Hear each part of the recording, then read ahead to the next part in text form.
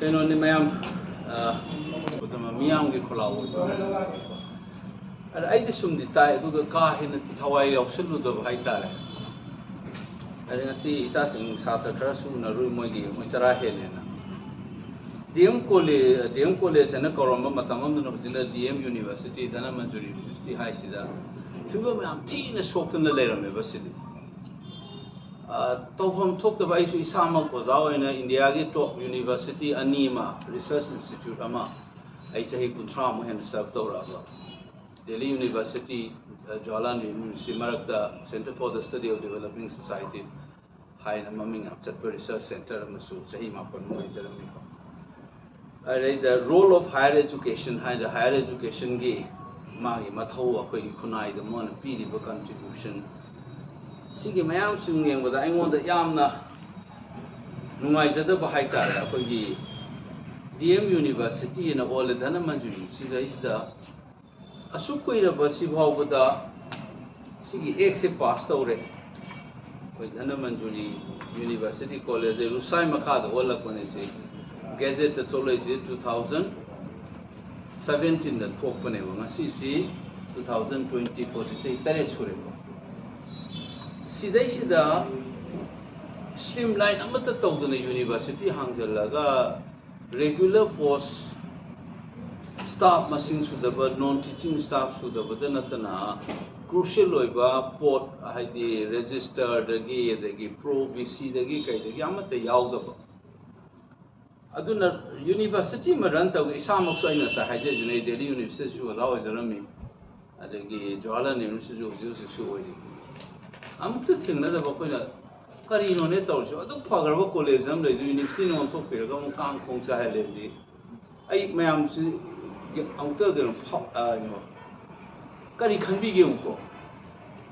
PG tamliba satra sing si ki third semester December da tawbo pekha do huji phok tawdri mamang ye hogi ba December da tawbo do ai no huji mayam press conference tawri ngasi je July ne ba December the third semester tawluraga May June swaida fourth semester lorga moi MSc lo salaga to satra sa third ki bekha tawdri bu ji paw aduga fourth semester anang sing ji kamai mangali no moi career se satra gi mem gyan da bi ko haisa MSc MA tammi bo kangbu sing ji ki moi gi fourth semester le ba semester mari le ji manung da ahum suba semester ji haugi ba mamang gi December da tawgadabani aduga MA gi roi loibo ga fourth semester gi pekha sisu sigi May June akoi university JNU da de ko de me da loisan gare uja haido khare pekha ano ba aure ba se huji pok taw da leirame ba do moi angang sing du kamai taw do no ba MA do makha da moi JNU da top university da nataga nakhra MU da bo PhD tha ba yaroi do ri ba pekha do aduga hai ro ga sai ngon da khwai da gi shocking oi ba si da register do una ro ga satra me am do hai ro ye aduga third semester su fourth semester su third semester to pekha to gromina fourth semester de kai de ta da gela ri to aina ha no third semester no fourth da no se pekha yaw to bida han ko thaga laga dum makha ta tharabra hang su adu su nati fourth ki su amata tawdri ba class so tawda bu bu tha August ko do pekha ni mak tong ne ai third su fourth semester adu bu hauna ri ba war ba do University atok paraga Manipur gi da sina 1946 da aham bo dor ki ba college nei incidentally aigi ipa aigi ai pu ba pabung su 1960s da gi 70s ba o zawar mi ko tem college sida aham college ni Manipur gi history gi zawar mi ko adagi Manipur gi maming lai ra ba mi ngasi ho da le ri ja si akoi gi premier ni Manipur da na te Nagaland gi adagi Mizoram gi adagi sigi Meghalaya adagi Assam da gi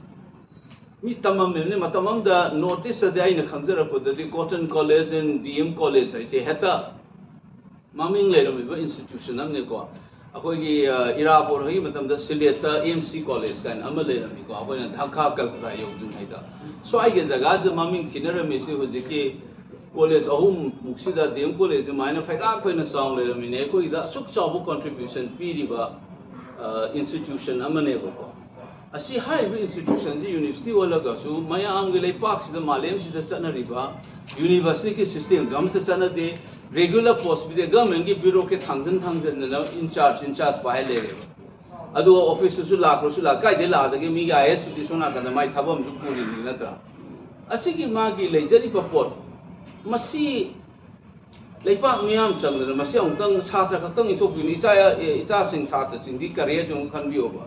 buja in hajari sin third semester ahum sub semester December da tawda budu tawdre aduga fourth semester ju mi dai lo sem tawdre mu je makha tam da bogi career loi manghalam ne mangang sing aduga pekha tawra ga ngasai tam ko wane mu chara helen chang da career ke da third to fourth to August fong tong ne after thok to wane balai su tak kan kai tam du noi course to raba fourth year noi se mai to raba promoted to ga dum like ta thab join pekha to adu sina te hai regular noi ki in charge VC la edu kya rag la ye lak te khoti hai ko sina achoba adagi BA tamba satra sing si ju kai doge do moi gi hosi final year pekha tawdre tawda buduna kai doge do moi gi 6th semester se tawdra bani na create na ko exam thai na national testing agency na tawra go ji all india da master tam ge dia du yaw de ya de adu create to the dum third semester 6th semester pekha tha ring ge thar su ya ba final year ko adu mana mi da juna da haidu matung da du gi marks to paira ka create together the mapan chapna chale chaning da bna sai de DMU da ni khatina mung tam doi ne ba sigi graduation to ba kang bu sing su pekha to bi da no ji kai do ga da ngon sa ta sing no har ko da DMU da ho ming chan ba moi khala aga create ki matung ina di khanjara ba adu bu marks to le na pekha to bra mi na 6th semester da adu na mo sit to mangi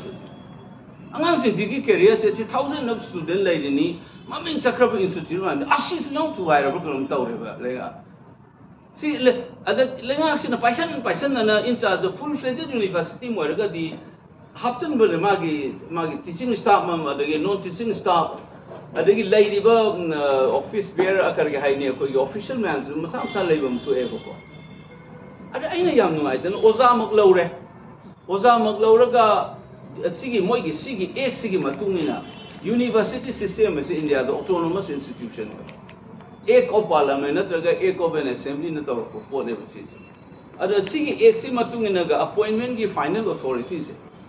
syndicate ka ina lei adagi executive council ka ina lei ba mai magi university gi terminology khena ba sigi matungina su si autonomous institution moi no loin final taw jaga dam ne ba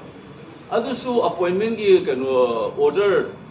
selection du namna mayam no pekha tha ga no case ka tor bang de aduna haidu ra ba si select tawre na aduga offer letter lakti si su puirama ne ba tawre ise ngasi nga ngati ko aduga amu ano ba humfu ni pan hai bro no hapchalu same interview du ga nami interview no ka da thokchale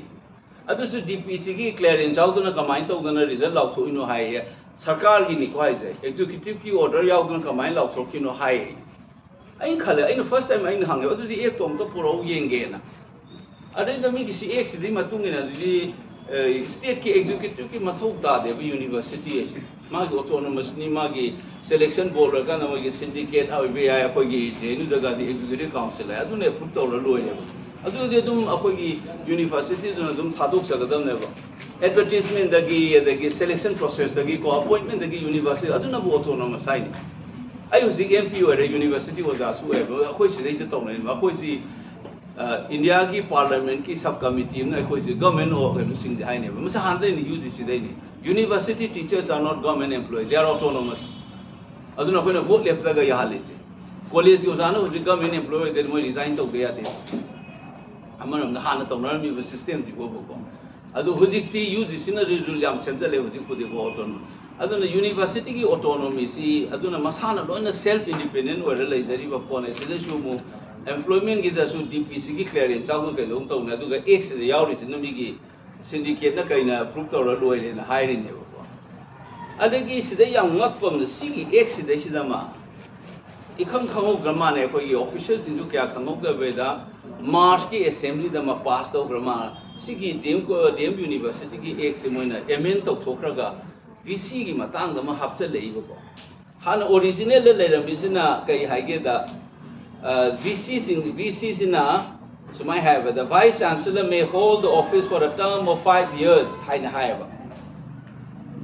sigi hairam baga se moina kariya to ke da not exceeding kind hapcha level worse o by boy do lok thoga hienda na bai adu mamang yo oja oibiramba khoi VC ma regular VC ma hapidna ko atai the hapri register kai ga independent haptang ne government gi bureaucrat na hapo office karak ti yeng na sabna sari sine ba koi satra pe kha ka to ngam na to si bu phagi dong na dum to le ni ba ngang gi career sa loi ha lam ne ba si ai hai ba BA lo su lo hendra mina MS ma khatam thai ya re MU da khan ba satri chang ba ya de hu si ma si yaw na loi gre ni adu hu ji adu gi excuse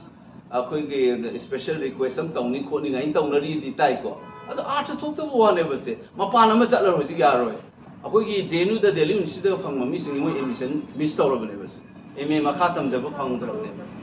anga mo gi career se hat ni ne ba se kai no da ma gi regular staff kari ga do fajan tham ne fajan run tong dre ba se university se adu BC su chang mak pom na moina chahi ahum pai ba ma yaw re sidai da BC che chahi ahum pai ga da bani han khai ko ma na sidai da adu ga moina sike do ge da provided that the first vice chancellor said aham vice chancellor to pa mathang la ka da vice chancellor du nati ko han AC matuina kari hai ge da ama yaw re siko provided further that the first vice chancellor who shall hold office for a term of 3 years shall be appointed by the chancellor si with 3 years way ko sida ko ge professor ka no se ai nu ti pandre go za Rasmon half in my regular in first VC with and in charge of bureaucrat environment again. My autonomy is they love to nina. I say VC is a local candidates, they is the high river. Vice Chancellor said, so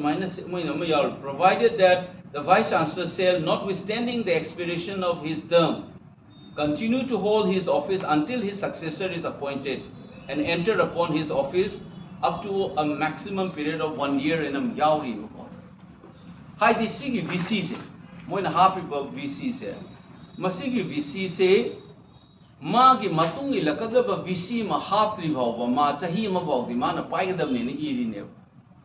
Si moina VC se thuna lokthong ni ngasai gi employment ge se male bai na ngasai gi moi gi 68 ama extra loan na ba hapcha leiba hana notice thok is DPC yaudana sarkar gi kano yaudana kaina khud thing je leje university da ko sarkar gi clearance yaudana combine hapinu na university autonomy ga se da thing je leiba adagi atopa additional kambu amusu moina half poina select oina hana gi interview adu interview lo gra matung da ni singi su da thajal lei si da is the VC je lokthua ga moi in charge ma thajal lei si you know it's kaino mai yaw ba ko